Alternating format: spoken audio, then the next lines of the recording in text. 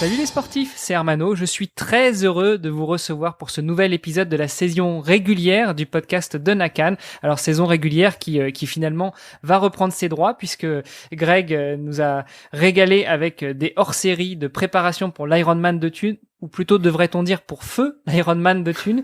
Peut-être que cette série de hors-série reprendra l'année prochaine, modulo les conditions sanitaires. En tout cas, pour continuer dans cette série régulière, nous avons l'extrême chance de recevoir à nouveau un autre Greg qui nous a déjà fait l'honneur de venir nous faire un petit coucou pendant la période de confinement, à savoir Greg Runner. Salut Greg. Salut à tous les auditeurs. Merci de me recevoir une nouvelle fois. Écoute, c'est avec un grand plaisir. Alors juste avant de te redonner la parole pour parler d'un autre sujet, je donne quand même le micro à notre autre Greg, l'hôte de ce podcast, le co-host de ce podcast. Salut à toi Greg de Nakan.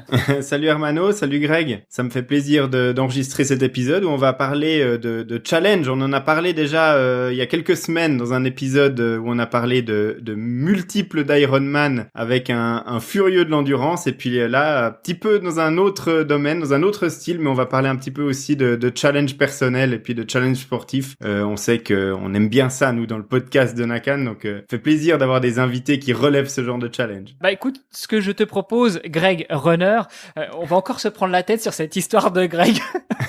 C'est ça le problème quand on a un invité et un co-host qui portent le même prénom. Ce que je te propose, on a déjà parlé de ton ultra trail du jardin. Peut-être que tu peux nous parler de cet autre défi que tu t'es fixé il y a quelques jours, à savoir une sorte de swimrun. Je te donne le micro, je te laisse nous en dire plus et définir toi-même ton défi. C'est vrai que quand on avait fait le podcast sur l'ultra trail de mon jardin, on était un peu resté sur ça va être quoi le prochain défi.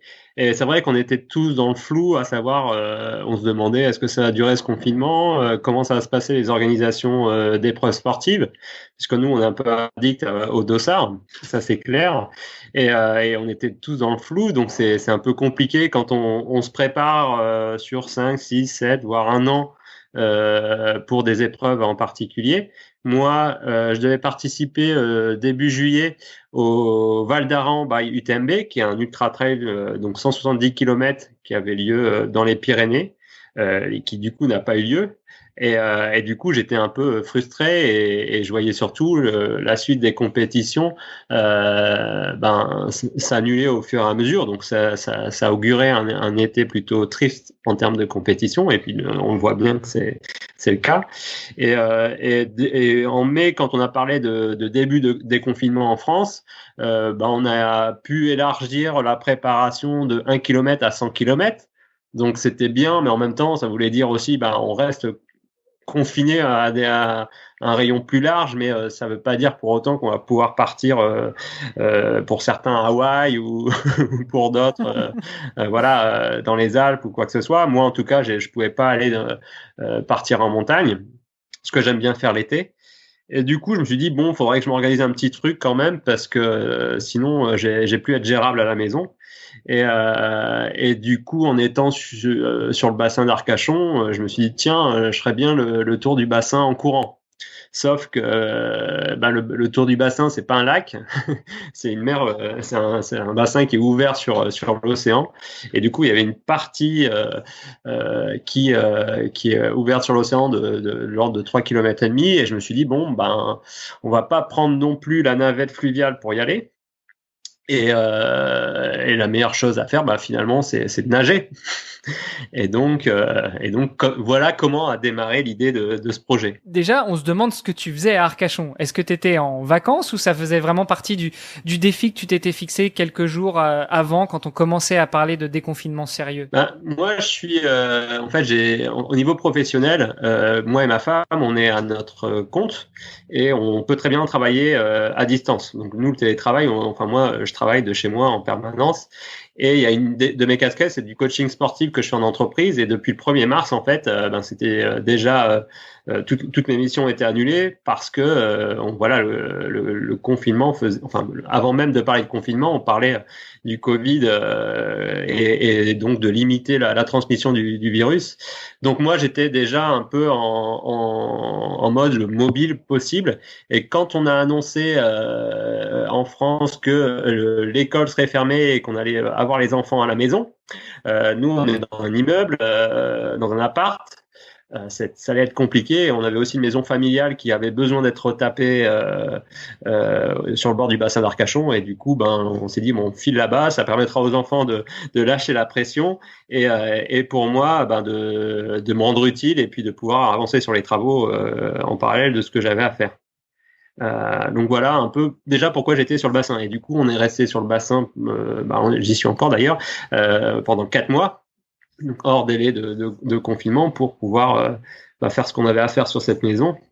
Et puis en même temps, on a pu vraiment découvrir enfin pour moi en tout cas, puisque c'est plutôt du côté de ma femme la région dont elle est native. Et du coup, voilà, j'ai découvert cette région. Moi qui suis plutôt un gars qui préfère la montagne que la mer l'été. Ouais, puis c'est vrai que du côté du bassin d'Arcachon, à part la dune du Pilat qui est peut-être un peu plus haut, il n'y a pas vraiment de montagne, contrairement voilà. à la Provence-Alpes-Côte d'Azur où là on navigue entre mer et montagne. Du côté d'Arcachon, c'est plutôt plat. Effectivement, c'est beaucoup plus plat du côté du bassin d'Arcachon. Il n'y a que la dune du Pilat et c'est vrai que c'est pas le dénivelé manque un peu. Donc voilà, c'est vraiment du plat. Ouais, on peut peut-être à la limite se faire 1 kilomètre vertical sur la dune du Pilat, mais et encore. Ouais, et alors déjà, moi, je suis à l'opposé, donc il faut que je refasse tout le tour en courant pour y aller. Pour juste faire quelques séries en côte, ça risque de faire un peu beaucoup. Hein. Ouais, et puis le sable, c'est pas ce qu'il y a de plus génial non plus. Hein. Ouais, non. C'est clair. C'est physique par contre. Hein. Ça entraîne les hautes intensités de courir dans le sable. Voilà, on n'a pas besoin d'aller vite pour monter dans les tours. Ouais. Ouais. Il paraît que pour la proprioception, c'est pas mal. D'ailleurs, ça me donne une idée de prochain épisode, Greg. On va pouvoir travailler sur la proprioception, la PPG et autres. C'est un sujet qu'on n'a pas forcément beaucoup abordé. Non, effectivement. Ouais. Revenons à notre invité et à son challenge.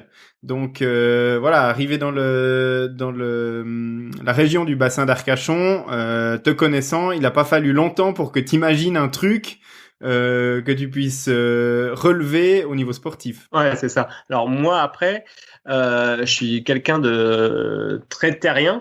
Donc le niveau haut, c'était un problème. Hein. Moi, j'ai fait fac de sport et on va dire que la natation, c'était vraiment là où je galérais le plus. Donc, je me suis dit avant de valider le défi, il va falloir que je m'entraîne un peu.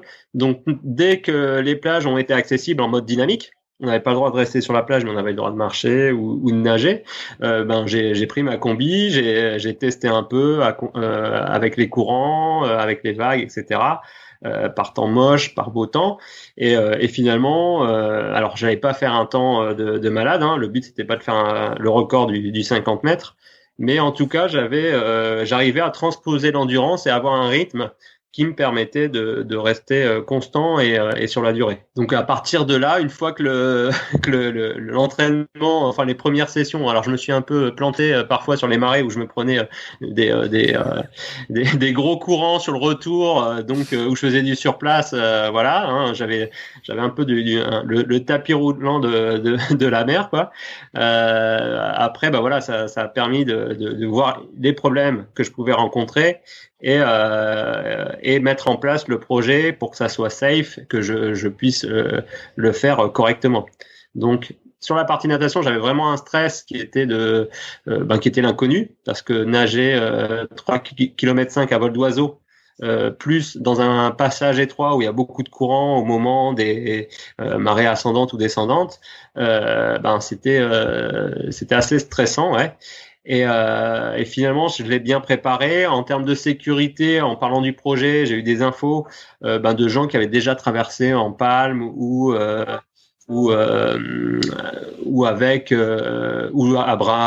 main nue, on va dire. Et Et du coup, ça m'a plutôt rassuré. Et après, ils m'ont aussi donné quelques tuyaux. C'était notamment de partir en fin de marée descendante ou ascendante pour profiter de l'étale et pouvoir être ramené vers le point sans être trop déporté en début de marée suivante.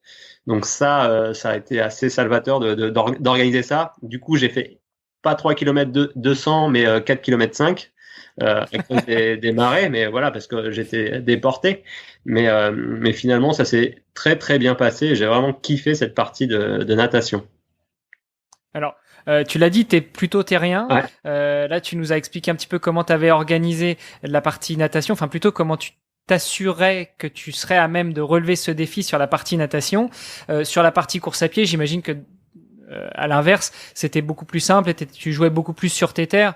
Donc, en dehors de trouver la route, c'était quelque chose que tu n'avais pas forcément besoin de baliser ou sur lequel tu avais besoin de porter trop d'attention. Alors oui et non. Enfin, c'est vrai que je me suis beaucoup focalisé sur la natation parce que c'était l'inconnu. Pour autant, il y a quand même 75 bornes à faire sur terre, sur du plat. Donc on est plus sur une approche, on va dire 100 km route. Que sur une approche ultra trail où on a des temps, on va dire des gestions de temps entre le ravitaillement, la montée, la descente, etc., qui permet aussi de reposer certains muscles en fonction de la partie de dénivelé qu'on attaque. Là, on est vraiment en vitesse constante, sans rien d'autre que de continuer à la même allure. Et puis moi, je m'étais quand même mis le challenge de faire ces 3 km et demi de natation et ces 74 km de course à pied en moins de 8 heures. Et bon, c'était pas un drame si j'y arrivais pas, mais voilà, comme tout compétiteur challenger, c'est dur de se le sortir de la tête quand même.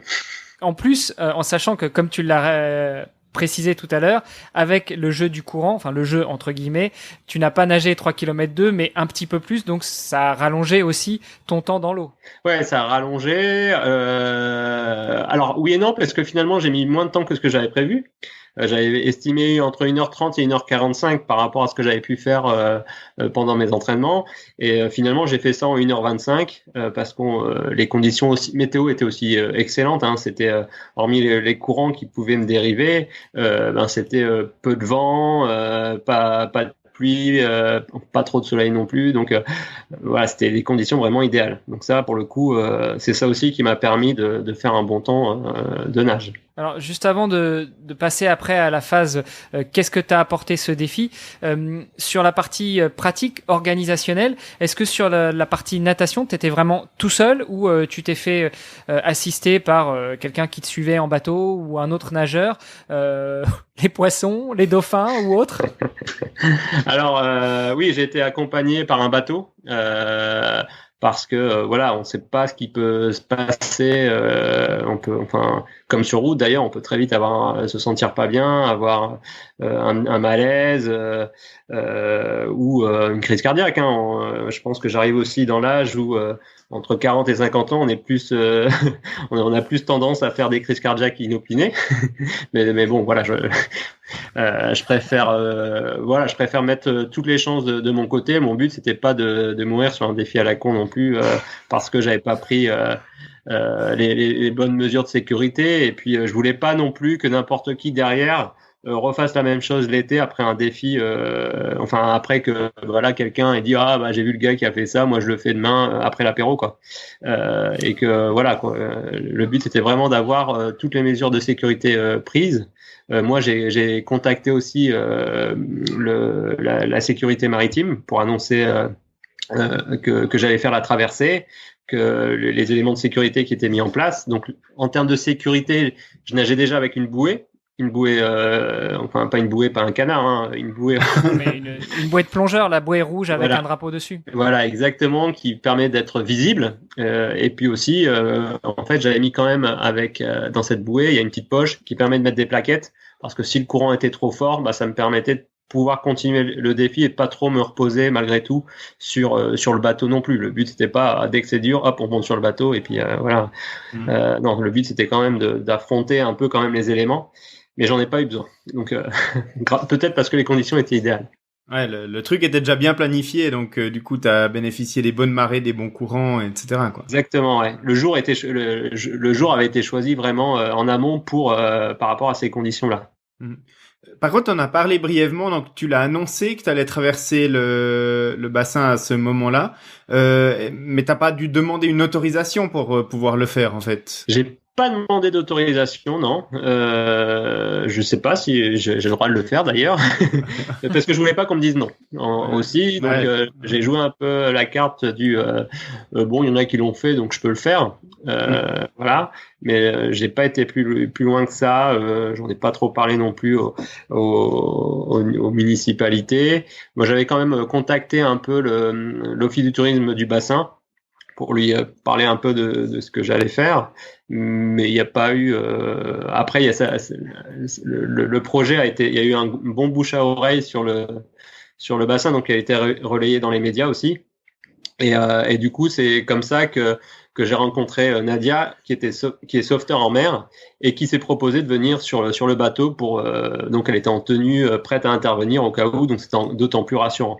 Donc moi, j'avais plus qu'une chose, c'était de mettre un bras devant l'autre et puis de m'approcher de l'autre côté du bassin. Voilà, j'avais plus de soucis ni de stress puisque je savais que j'étais bien accompagné. Alors j'avais 2 questions encore sur la logistique. La première qui est toute bête, mais au niveau du ravito, est-ce que dans l'eau tu avais l'assistance du bateau qui tendait une perche avec une gourde comme on peut voir sur les courses de nage en eau libre de longue distance, ou est-ce que tu as été en autonomie totale sur 7h30 voire 7h45 que tu prévoyais de nage? Alors c'est 1h45 de nage, pas 7h. Oui, non, sur 7 d'accord, heures et demie. Non, en fait, maintenant je me suis dit bon, 1h45 effectivement, on consomme de l'énergie, mais je me voyais pas non plus m'embêter à essayer de boire, manger, etc. pendant 1h45. À un moment, je m'étais même dit, en fait, il y a une partie du bassin où on passe sur une sorte de banc de sable qui fait que je suis amené à marcher. Donc j'ai l'eau jusqu'à la taille, je marche un peu et je m'étais dit tiens, je peux mettre une gourde ou prendre un gel dans ma bouée et puis le prendre à ce moment-là, et j'ai dit non, l'effort n'est pas si intense que ça et je pourrais bien m'hydrater avec la boisson énergétique que j'avais laissée sur le bateau pour la transition entre la natation et la course à pied.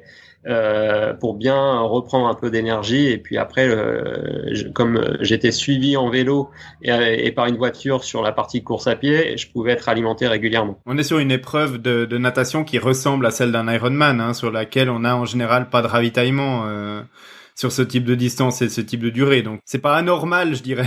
Je suis assez d'accord avec vous. Après, en général, sur une épreuve Ironman, déjà, on se lance pas forcément dessus quand on n'est pas trop habitué dans la natation. Ce que tu nous as dit en début d'épisode, hein, Greg, que l'élément eau, c'était pas forcément ton élément de prédilection. Donc, d'où ma question. Et puis, c'est vrai que sur un Ironman, sur une épreuve type Ironman, on commence dans l'eau et ensuite on est sur le vélo. Donc, on est sur un autre sport porté où il est plus facile de se réalimenter et notamment de se réhydrater. Ce qui est pas forcément le cas sur la partie course à pied. Donc voilà la raison de ma question. Ouais. Alors, je tiens à préciser quand même, parce que c'est vrai que parfois on me dirait, limite, tu sais pas nager. Je savais quand même nager. J'ai quand même été en fac de sport, j'ai nagé. Je préfère le prévenir aussi pour ceux qui veulent se lancer sur des défis. Je me suis entraîné aussi en amont. Je connais la technique. Voilà, je suis pas. Moi, je dis toujours, je suis pas un bon nageur parce que moi, dans les compétitions de course à pied, j'arrive dans les 5 à 10% premiers. Et du coup, en général, en sortant de l'eau, je suis plutôt dans les 50-60%. Du coup, c'est vrai que pour moi, c'est une frustration de me dire j'ai pas le niveau que j'ai en course à pied sur la natation. Et pour autant, je me débrouille, je nage le crawl, j'ai une endurance aussi. Voilà, il y a beaucoup de travail parce que je ne le fais pas. Mais à part ça, voilà, il y a quand même. Je n'ai pas de bouée canard non plus. Non, mais c'est bien de le préciser. Et comme tu le dis, Ouais. La performance que tu as réalisée sur ce défi, je veux dire, elle est honorable vue d'un triathlète, hein. Donc. Merci. Venant d'un triathlète, c'est waouh. Alors, on parle de triathlon. Tant qu'à faire, continuons sur la transition natation, course à pied. D'habitude, on parle plutôt de natation vélo, Ouais. mais bon, là, c'est natation, course à pied. une question, encore une fois, qui peut paraître bête, mais t'es parti dans ton défi de traverser ce bassin d'Arcachon d'abord à la nage. Qu'est-ce que tu avais prévu pour t'orienter? Parce que encore, quand on vise une bouée à 100 mètres, 200 mètres, 500 mètres, on la voit. À 3 km 5, j'imagine qu'on la voit déjà un peu moins. Comment est-ce que tu t'assures que tu pointes sur le bon endroit? Et est-ce que tu es vraiment arrivé au bon endroit, je sais pas, sur la plage, sur un port, sur une jetée ou autre? Ou est-ce que tu as été obligé de revenir un petit peu, soit à la nage, soit en marchant pour repointer au bon endroit? Alors non, ça s'est plutôt bien passé. Alors ce qu'il faut savoir, c'est que je suis parti du Cap Ferret pour aller vers Arcachon. Donc Arcachon, c'est le côté aussi où il y a la dune du Pilat. Donc entre Arcachon et la dune du Pilat, c'est un peu, il y a un peu c'est un peu montagneux dans la mesure où il doit avoir 20 mètres de dénivelé. Donc il y a un peu de dimension, on va dire, par rapport à la mer. Enfin ça reste voilà des dunes. On va recaler le débat. Hein. Ouais. 20 mètres de dénivelé pour un ultra trailer, s'il te plaît.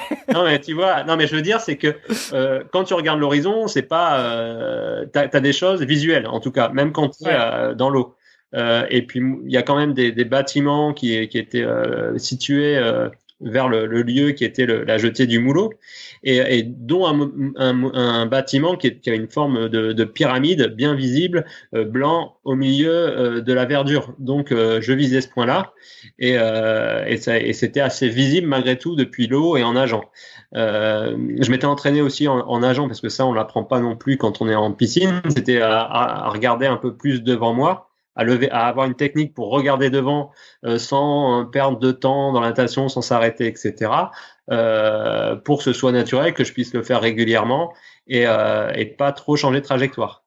Pour autant, j'avais aussi le bateau qui était à mes côtés, qui me permettait de voir sa proue dans quelle direction elle allait. Les courants par moment, en fait, dans le fond du bassin, il y a aussi du relief, et donc il y a des endroits très profonds et des endroits où, comme je disais, je marchais, et du coup, ça crée des déportations assez rapides. Et du coup, sur même pas 10 secondes, je pouvais tourner à angle droit sans m'en rendre compte.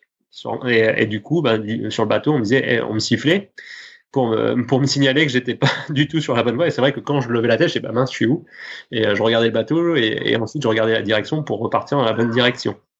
Donc il y avait deux éléments qui me permettaient d'avancer. Dans la bonne direction. Le bateau et le point d'arrivée. Ouais. Alors moi j'ai encore plein de questions à te poser, mais je vais quand même laisser le micro à mon ami Greg, parce que j'ai l'impression qu'on fait un dialogue, une interview tous les deux, mais Greg est toujours là à ma gauche, donc vas-y Greg, si t'as des questions, lâche-toi. Écoute, moi c'est quelque chose que je connais relativement bien, de faire de la natation sur un plan en eau libre, parce que c'est comme ça que je m'entraîne en général, et puis c'est aussi un peu notre lot en compétition quand on fait du triathlon de moyenne ou longue distance. Donc ce que me dit Greg à l'instant, ça me choque pas particulièrement. C'est vrai que en général, pour se repérer, on essaye d'arriver dans un plan d'eau qu'on connaît déjà un petit peu, qu'on a regardé depuis le bord la veille, et puis qu'on a trouvé des points à l'horizon qu'on allait se fixer pour se diriger.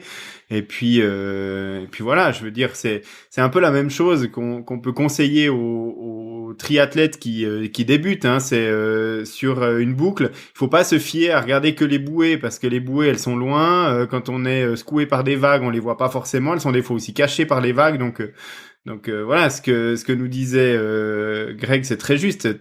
Trouver des points à l'horizon, regarder aussi un petit peu s'il y a des particularités dans le fond qu'on peut aussi utiliser. Enfin voilà, des petits détails. Donc moi j'ai pas de question particulière par rapport à ça, mais la question que j'aurais un petit peu plus à te poser, c'est au niveau de la préparation. Toi tu dis que t'es pas un grand nageur, dans le sens où je pense que t'avais pas des centaines de kilomètres de natation avant de te lancer dans ce défi. Donc du coup t'es allé quelques semaines avant, t'as nagé un petit peu, mais qu'est-ce que t'as fait pour être quand même relativement confiant de pouvoir terminer cette distance en termes d'entraînement? C'était 2-3 fois par semaine, c'était une fois de temps en temps, enfin voilà, comment est-ce que tu as préparé ça? Déjà, il y a le côté sympa que je connaissais pas, c'est de se préparer sur un plan d'eau en eau libre. Moi, la piscine que je connais, c'est plutôt celle qui est bondée, voilà, où tous les 25 mètres ou 50 mètres, voilà, on touche le mur, on repart, on regarde le fond. moi, ça me fatigue mentalement de me dire, je vais me taper ça pendant 1 heure et demie. Donc voilà, donc ça c'est ça qui était plutôt compliqué, et j'ai vraiment pris du plaisir à aller, quelle que soit la météo. J'ai nagé sous la pluie, j'ai nagé par grand soleil, par grand vent, et du coup j'ai pris un vrai plaisir d'être dans les éléments, vraiment. Alors que voilà, l'eau et moi, ça faisait enfin, je prends mes douches quand même régulièrement, mais voilà, l'eau et moi, ça faisait deux, et ça m'a plutôt réconcilié avec le milieu marin.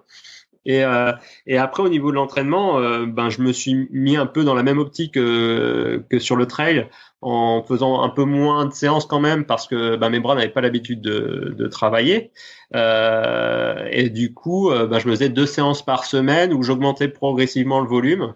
J'ai fait jusqu'à 3000 mètres, en sachant que parfois j'allais à contre-courant, histoire de forcer un peu, voir un peu comment je réagissais, et puis aussi préparer le mental par rapport à ça, puisque s'il y a un gros courant avec une météo dégueulasse où on se prend des vagues dans la tronche à chaque fois qu'on essaie de prendre une bouffée d'air, que j'y sois préparé, et que j'ai pas le mental en coton, et que du coup je sois dégoûté sur le défi. Et puis, est-ce que tu as préparé la période de transition où tu vas sortir de l'eau et puis te mettre à courir? Mentalement, j'avais préparé mentalement, vraiment. Je savais tout ce qu'il fallait faire. Je me l'étais préparé à plusieurs reprises, parce que même si j'avais fait des sessions où je nageais puis j'allais courir 10 km après pour voir un peu, pour m'habituer, parce que forcément passer de la natation où on est allongé à courir où il y a tout le sang qui doit venir dans les jambes,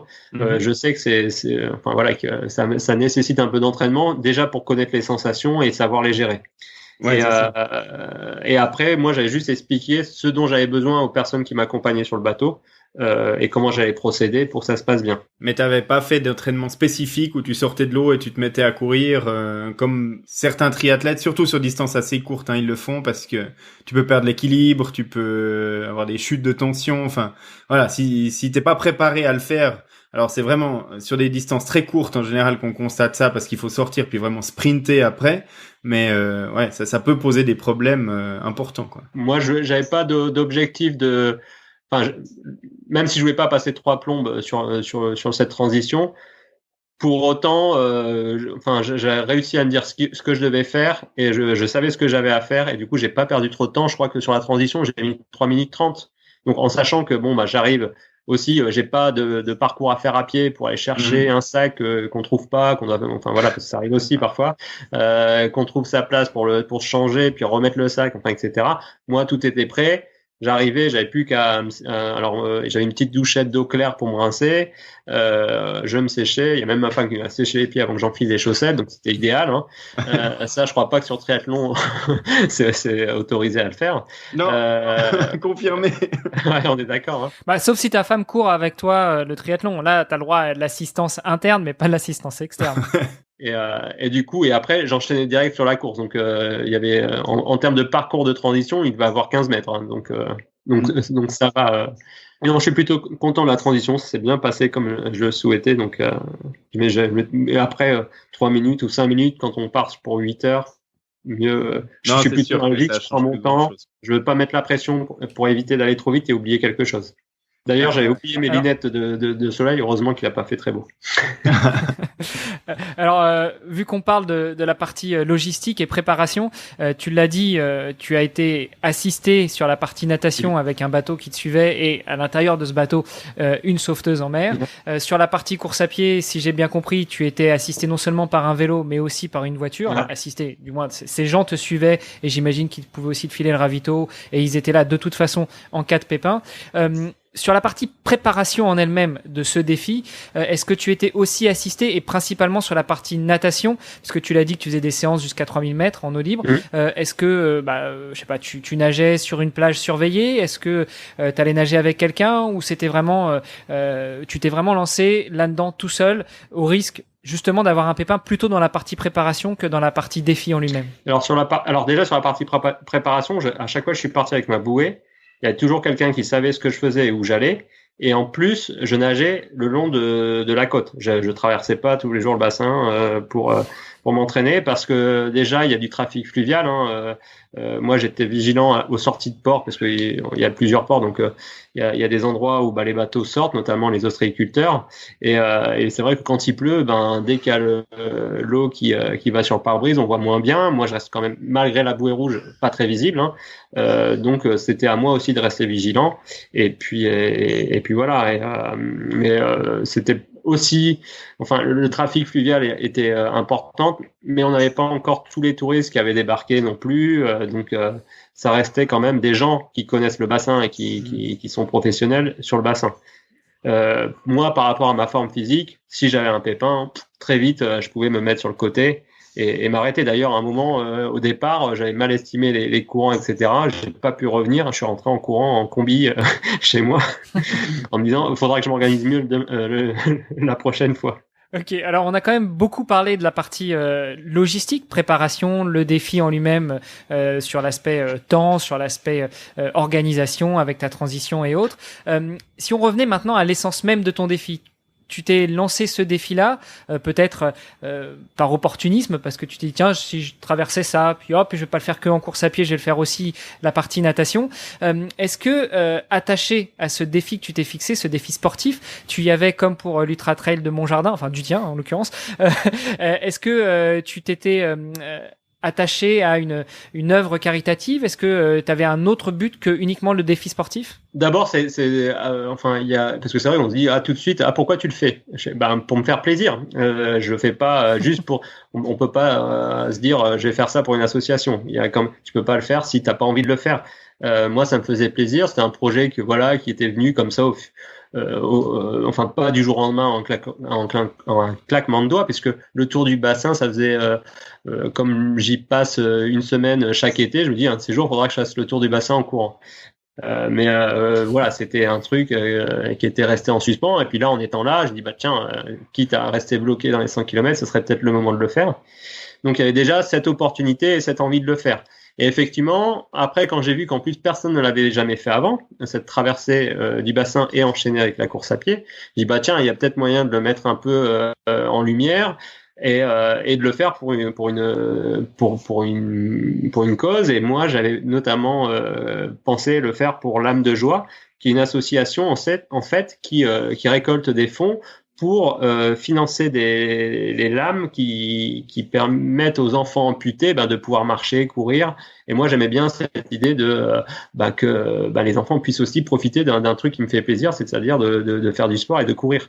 Et aujourd'hui, en fait, les lames ne sont pas remboursées par la sécurité sociale, et donc c'est considéré comme juste un agrément, et du coup c'est super compliqué pour des parents de financer une lame.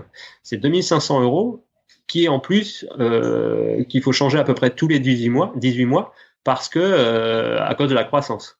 Et donc cette association, elle fournit les lames, et quand l'enfant est trop grand, il récupère la lame pour la donner à un autre enfant, et il trouve des moyens pour lui fournir une nouvelle lame. Donc ça, je trouvais vraiment sympa.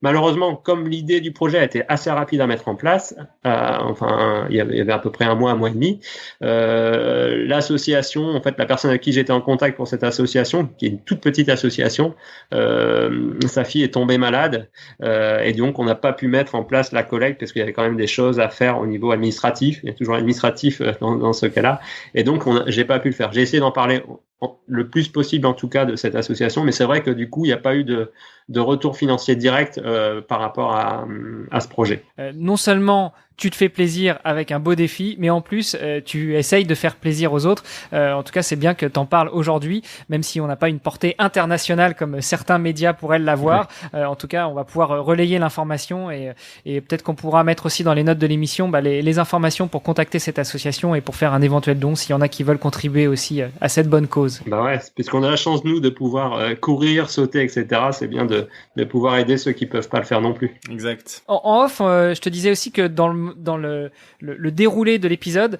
ce que j'aimerais aborder avec toi, maintenant qu'on a bien parlé de la logistique, maintenant qu'on a bien parlé du défi, maintenant qu'on a bien parlé des causes que tu défends à côté, et avant de parler d'un prochain défi, ça peut-être que tu en auras d'autres et peut-être que tu nous en parleras, j'aimerais savoir ce que ça t'a apporté, toi, une fois que tu as réalisé ce défi. Alors, ok, tu es un ultra-trailer, l'endurance, c'est ton truc, tu connais, et même si tu t'engageais plus ou moins sur un 170 bornes ou 175, t'en as fait finalement que 75 en courant, plus la partie natation. Mais une fois que t'es arrivé au bout de ce défi, qu'est-ce que tu en as retiré personnellement, physiquement, sportivement, émotionnellement, psychologiquement? Est-ce que tes proches en ont retiré quelque chose aussi avec toi? Alors moi, je voulais revenir un peu sur un autre point du défi, c'est quand même la partie course à pied, parce que c'est vrai qu'on a tendance à switcher, parce que on se dit tiens, ouais, c'est un coureur, bon, bah finalement le coureur, la course à pied, ça va bien se passer, c'est la natation, ça va être compliqué. Et malgré tout, finalement, ça a été l'inverse. C'est-à-dire que la natation s'est super bien passée, j'ai grave kiffé. La course à pied, ça a été dur, vraiment très dur, parce que bah, déjà j'avais un rythme que je m'étais imposé à suivre, donc c'est ça aussi le challenge. C'était pas non plus de le faire en mode randonnée ou le faire tranquillement. Donc je suis resté, je crois que j'ai une moyenne d'à peu près 11,7 km/h sur tout le trajet avec ravitaillement compris. Donc c'est un très bon rythme, en sachant qu'il a fait super lourd et j'ai dû doubler en fait pendant le défi mon apport hydrique. Moi j'étais parti sur 500 à 600 millilitres par heure, parce que 100 litres. 500 litres, je comprends pourquoi t'étais suivi par une voiture. Le bassin serait vide, hein. Mais voilà, et je suis passé à plus de 1 litre à l'heure parce que vraiment j'ai transpiré comme jamais. Et en plus sur on va dire sur la moitié, voire un peu plus du parcours, j'ai vraiment eu le vent de face qui m'a vraiment fatigué et séché aussi du coup.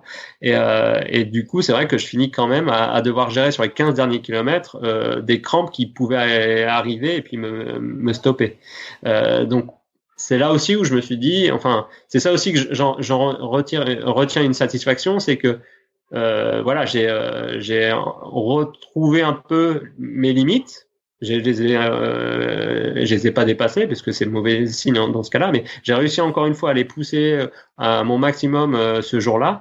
Et ça, déjà, c'est une satisfaction de savoir, de se connaître et de savoir gérer. Ça, c'est une satisfaction, c'est-à-dire je me connais, voilà, j'ai réussi à faire le défi comme je le voulais en amont, c'est-à-dire en moins de 8 heures. Et ce qui a été génial, c'est que quand j'ai pensé le projet, je me voyais assez seul. Et finalement, en parlant du projet, une trentaine de personnes à l'arrivée, les gens qui m'accueillaient, il y a des jeunes qui me connaissaient comme ça vaguement, qui maintenant me suivent sur Instagram, qui ont posé plein de questions sur comment c'est possible de courir 75 km. Enfin voilà.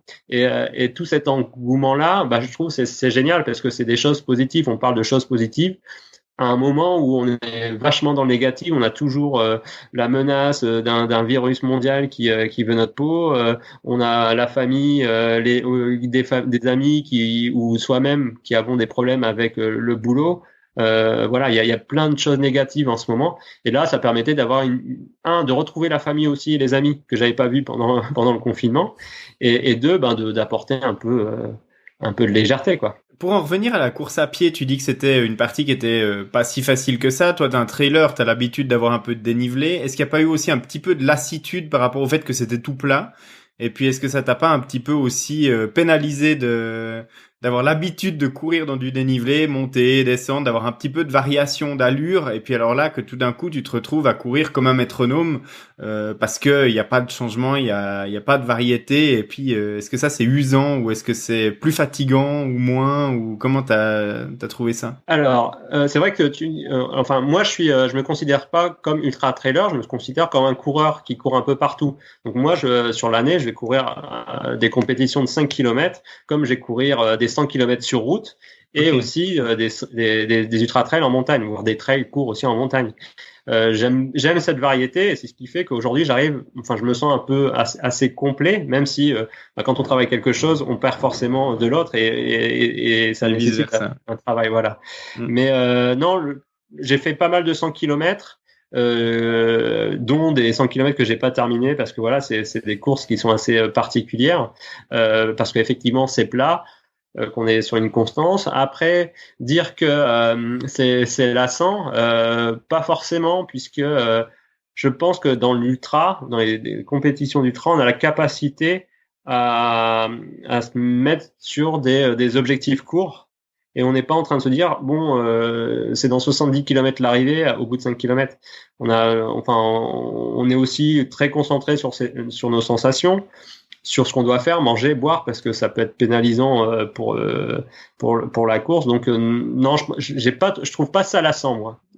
Surtout qu'en plus, il y a une grosse partie du parcours qui était finalement sous les pins, et il y avait que le premier tiers où j'avais un peu de vue sur le bassin, les ports, des endroits naturels assez ouverts. Après, j'étais sous les pins face au vent. C'est vrai que là, ça aurait pu être assez lassant, mais non, je m'en suis pas lassé en tout cas. Alors tout à l'heure, tu parlais de ton organisation sur l'aspect alimentation, ou plutôt hydratation. Ouais. Tu nous l'as dit en introduction, t'as l'habitude de courir, t'es ultra trailer, coureur sur tout type de terrain. Malgré tout, t'as dû ajuster ton apport hydrique sur cette course par rapport à ce que tu avais prévu. Comment est-ce qu'on en vient à se dire tiens, là il faut que j'ajuste, parce qu'on est bien d'accord, quand la soif arrive, c'est que c'est déjà trop tard, tu es déjà déshydraté ou en voie de l'être. Donc comment est-ce que toi tu t'es dit bah tiens, finalement au lieu de passer à 500 millilitres par heure, je vais passer à 600, à 700, à 800 ou à 1 litre, et puis ok, t'as sué, mais est-ce qu'il n'y a pas un moment où il faut gérer aussi les aspects techniques que sont la pause pipi ou la pause grosse commission? Ouais, alors c'est vrai que quand on dit voilà, il va boire 1 litre par heure, c'est vrai qu'il va s'arrêter pour uriner. Je crois que j'ai fait de très courtes pauses et que j'ai pas uriné tout ce que j'ai bu. C'était vraiment je crois que j'ai dû faire deux pauses pipi, mais non, justement, c'est parce que j'ai vu, en fait, j'ai pas ressenti la soif. C'est juste qu'à un moment, je suis arrivé, j'ai enlevé mon t-shirt, je l'ai essoré. Je l'avais pas essoré. Enfin, ce t-shirt-là, c'est un des t-shirts fétiches que j'ai quand je cours. Donc, je sais, ça a été un peu le signal d'alerte. C'est que il me collait vraiment. Je l'ai sorti. Il y a pas mal d'eau qui a coulé quand je l'ai essoré. Et là, je me suis dit mince, c'est pas normal, surtout en début de course, sachant qu'en sortant de l'eau, j'étais quand même bien sec ensuite, donc ça pouvait pas venir du bassin. Mais et c'est là que je me suis dit non, j'ai demandé d'ailleurs à Sébastien qui m'accompagnait, je ne trouve pas qu'il fait un peu lourd, parce que parfois on peut avoir des sensations différentes. Lui en vélo, si il fait lourd. Je dis bon bah on va commencer à augmenter la boisson pour être sûr. Et puis après le truc c'est que même si on fait des programmes, on boit à sa soif. C'est-à-dire qu'à un moment je dis ouais, j'ai pas, il faut que je boive. C'était pas possible autrement. Ok. Sur l'aspect parcours en lui-même, on a parlé du parcours en natation. Comment est-ce que malgré tout tu traces ton parcours en course à pied? Parce que là, on parle pas d'une sortie de 5 bornes, on parle pas d'une sortie où tu arrives une fois en vacances et puis tu tiens, bah, j'irai bien rejoindre ma femme qui est partie faire des courses, ça doit être dans les 15-20 bornes et puis on verra, je suis la route et ça doit être tout droit. Non, là, on parle vraiment d'un défi, 75 bornes. Si tu rajoutes une boucle de 5 bornes parce que tu t'es trompé, ça n'a pas le même effet que si c'est un petit tour de 500 mètres parce que tu arrives sur une impasse. Donc comment est-ce qu'on trace ça et comment est-ce qu'on s'assure qu'on est sur le bon tracé? Alors je me suis un peu arraché les cheveux sur le parcours pour effectivement me dire tiens c'est comment je vais faire pour faire ce tour du bassin. Il y avait en fait deux grosses options. C'était soit de suivre le GR, il y a un GR qui fait le tour du bassin, soit de suivre la piste cyclable ou faire un peu des deux. C'était ça aussi qui était envisageable. Et finalement, j'ai opté plutôt pour la piste cyclable, tout simplement parce que la piste cyclable elle était un peu plus loin des rives du bassin et donc elle était à l'abri du soleil. S'il faisait un grand temps ensoleillé, il pouvait vite faire chaud et donc même si ça aurait pu être sympa au niveau de la vue, c'était aussi un moyen moi qui aime pas trop la chaleur en général, si c'était une grosse journée c'était début juillet, donc il y avait plus de chances qu'il fasse du 30-35 degrés et que du coup je puisse avoir très chaud. Et d'autre part, en étant au bord du bassin, on est forcément exposé au vent. Comme en plus il y a eu du vent, je me dis j'étais finalement quand même pas mal dans les pins, vu comment j'ai pu souffrir du vent. Donc et en plus je pense que ça m'aurait en plus augmenté la déshydratation ce jour-là. Donc c'est comme ça que j'ai décidé de plutôt suivre la piste cyclable, qui était aussi du coup plus roulante et plus facilement identifiable que le GR. Où on peut tourner les chemins sont parfois un peu trop discrets et on peut en courant très vite se louper. Se tromper, ouais. Et puis, est-ce que ton parcours, tu l'as repéré à vélo, en voiture ou autrement, avant de le faire en course à pied une fois pour voir chacun des endroits où tu allais passer? Bah, il y a des parties que je connaissais puisque je m'y entraînais. Il y avait d'autres parties que je connaissais pour avoir fait un peu de vélo, voilà. Et donc je connaissais à peu près la moitié du parcours. Une autre partie que j'avais été voir en visitant avec la famille le parc ornithologique qui était de l'autre côté. Donc j'ai dit bah tiens, je vais voir si on peut y passer en courant ou si c'est si compliqué. Et puis après il y avait toute une partie qui était vraiment de la jetée du boulot pendant on va dire une 15-20 bornes que je connaissais pas du tout. Et d'ailleurs, c'est un peu sur cette partie-là qu'on a un peu jardiné au départ parce que voilà, on a fait des petits détours, mais c'était pas méchant. Je crois qu'on a dû faire 100 ou 200 mètres de plus, mais par rapport à ce qui était prévu. Mais voilà, ça reste ça reste sympa. Et puis il y avait Sébastien aussi. Moi, j'avais fait mon parcours sur Strava parce que maintenant il y a un planificateur d'itinéraire qui est plutôt bien fait. Et donc lui, enfin, je lui avais donné le lien et du coup, il suivait sur l'appli directement le tracé. Et quand il avait un doute, il partait un peu en avant pour identifier. Et du coup, moi, j'avais pas besoin de ralentir pour chercher où j'allais et il me donnait la direction. Donc ça, c'est ça aussi qui est sympa d'être accompagné par quelqu'un. Du coup, maintenant, tu connais par cœur le bassin. Tu nous as parlé de la traversée en natation, tu nous as parlé de la bande cyclable, tu nous as parlé de tout ce parcours de course à pied. L'année prochaine, tu es l'organisateur de l'Arcachon-Man. Ouais, c'est ça. Ouais, il y en a plusieurs qui m'ont demandé si je comptais organiser la course, mais non, je passerai pas du côté obscur des organisateurs. Je préfère encore voilà, me laisser porter. C'est vrai que ça prend pas mal de temps et je suis pas sûr d'avoir les conditions d'organisateurs et de pas dormir autant qu'ils peuvent ne pas dormir quand ils organisent une course, et surtout que maintenant quand on voit parfois les personnes comment ils se comportent auprès des organisateurs, ça donne vraiment pas envie. Je pense notamment pendant le confinement où il y a des organisateurs qui ont carrément mis la clé sous la porte parce que un, ils appuient les fonds, et deux, en plus ils se faisaient insulter parce qu'ils pouvaient pas rembourser les personnes qui s'étaient déjà inscrites. Voilà, ça reste du loisir. Si on peut se permettre de payer du loisir, même si parfois on fait des efforts pour ça, il faut savoir que ça reste des événements outdoor, qu'on dépend de plein de choses, et que l'annulation, les organisateurs, ils font pas ça pour se mettre l'argent dans la poche, sinon ils feraient ça, ils feraient autre chose, et que c'est aussi pour partager une passion. Et malheureusement, on perd un peu cette idée-là. On a un peu trop la tendance à partir sur une consommation d'événements et pas sur se donner un challenge sportif et de partager une passion commune. Moi, je suis un peu biaisé par l'autre podcast que j'anime qui s'appelle Dans les vestiaires, où j'analyse un petit peu les mécanismes que mettent en place les sportives et les sportifs de haut niveau pour financer leur carrière. Pour revenir sur ton défi, est-ce que toi, ça t'a coûté quelque chose? Est-ce que tu as indemnisé les bénévoles qui sont venus t'aider, ou finalement c'était un peu en mode sortie très très longue du dimanche et ça t'a pas coûté plus cher que de te rendre sur une course? Alors sur la course, en fait. Je m'étais dit oui, effectivement ça coûte parce que voilà, il y a la traversée en bateau, c'est du kérosène, c'est du temps d'argent, c'est de l'argent qui est dépensé. Il y avait aussi de l'équipement, puisque en natation n'en faisant pas, j'avais pas forcément tout l'équipement qu'il me fallait.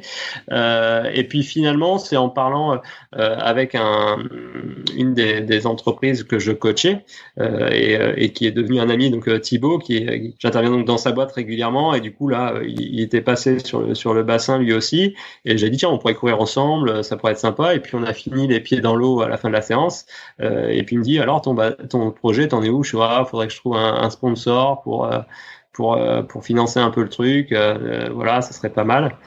Je te sponsorise, il y a pas de problème. Et puis ça s'est lancé comme ça. Du coup, le soir, il n'y a pas eu de remise d'argent auprès des bénévoles, mais en tout cas le soir on s'est fait une bonne fête à la maison, et c'était voilà une manière de remercier tous ces gens qui sont déjà la famille, et puis aussi ces personnes qui spontanément se sont présentées pour m'assister sur la nage, ou aussi pour filmer la partie natation avec un drone. Ça a permis de faire de belles images sur le film de la traversée ensuite. Effectivement, au début de cet épisode, tu nous as dit que même si tu n'avais pas forcément fait beaucoup de tapage médiatique, les médias locaux avaient quand même été informés, donc tu as eu une petite couverture au niveau des informations locales. Ouais. Comment ça se passe dans ce cas-là? Parce que là, t'es pas sur une course officielle organisée, donc tu es vraiment le centre de l'attention. Est-ce qu'ils prennent rendez-vous? Est-ce qu'ils viennent comme ça de façon opportuniste? Et puis après, le rendu, qu'est-ce que ça donne? Est-ce qu'ils te filment pendant les 8 heures et puis tu as le droit à un spot de 15 secondes? Quel est ton ressenti là-dessus? Alors moi j'avais quand même contacté un peu les médias parce que je savais qu'il y avait, on va dire en jargon de communication, qu'il y avait un espace vide à occuper au niveau sport. Et d'ailleurs, c'est ce qu'on a vu après avec tous les défis sportifs. Je crois que tout le monde s'était donné un peu le mot en disant on a un mois pour se préparer, pour occuper après l'espace vide médiatique qu'il y aura avant l'été, et d'où les différents challenges de trail qu'on a pu voir notamment. Donc moi voilà, je m'étais lancé un peu pour contacter des médias qui ont plutôt bien reçu le défi. C'était original, c'était nouveau, et puis voilà, ça permettait d'avoir une page sport un peu plus dense que ce qui était fait depuis quelques mois. Donc j'ai eu pas mal en fait, ça s'est généralement fait par téléphone pour la presse écrite ou pour la radio. Et après, il y a 2 télés sur le bassin local qui en fait sont venus pour une à mon entraînement et pour la seconde au départ de la course. Il n'y avait pas eu de suivi, il n'y a pas eu de retransmission sur Canal ou sur TF1 tout ça. Mais bon, c'était vraiment sympa de voir un peu comment ça se passait et puis de voir des gens qui sont passionnés par leur travail et qui étaient intéressés par ce que je faisais.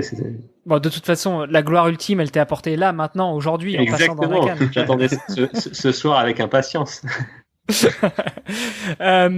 Ok, Greg Nakan, est-ce que tu as d'autres questions pour Greg Runner ou finalement on a bien fait le tour, pas du bassin d'Arcachon, mais on a bien fait le tour de ton défi. Bah oui, on a bien fait le tour, je crois, du défi sous différents aspects. Maintenant, on sait, Greg, que t'es un homme de challenge. J'ai vu passer sur Twitter une question il y a pas longtemps. C'est maintenant, les gars, il me faut un nouveau défi. Qu'est-ce que ça va être? Moi, je te retourne la question. Ton prochain défi, qu'est-ce que ça va être? J'ai 3 beaux défis là en tête qui vont me sortir de l'eau. Ce sera pas dans l'eau en tout cas. Mais voilà, faut voir sur la faisabilité, sur beaucoup de choses. Donc je m'avance pas encore. Savoir parce que c'est des projets qui vont être un peu plus longs à organiser, mais ouais, il y a du projet qui s'organise et je suis assez excité de me dire j'ai vu un peu comment ça s'organisait un défi comme le Tour du Bassin, j'ai vu ce qu'il fallait faire, comment il fallait s'y prendre, etc. Il y a des choses un peu plus grosses qui vont se mettre en place maintenant faut voir comment je peux le faire. Bon, Greg, ce que je te propose, c'est qu'on a déjà un grand consultant suprême sur l'aspect physiologique et médecine du sport. On va prendre un autre grand consultant suprême. On prend rendez-vous pour tes prochains défis, pour que tu viennes nous en parler. Puis peut-être aussi en amont, quand tu auras décidé de te lancer dans la partie médias et de diffuser le message dans la préparation de tes défis. Peut-être que tu pourras aussi venir nous en parler avant sur justement comment est-ce qu'on organise tout ça, comment est-ce qu'on prépare tout ça, comment est-ce que tu vois ça, et puis on fera le post-défi pour relever les compteurs. Ça te va? Avec grand plaisir.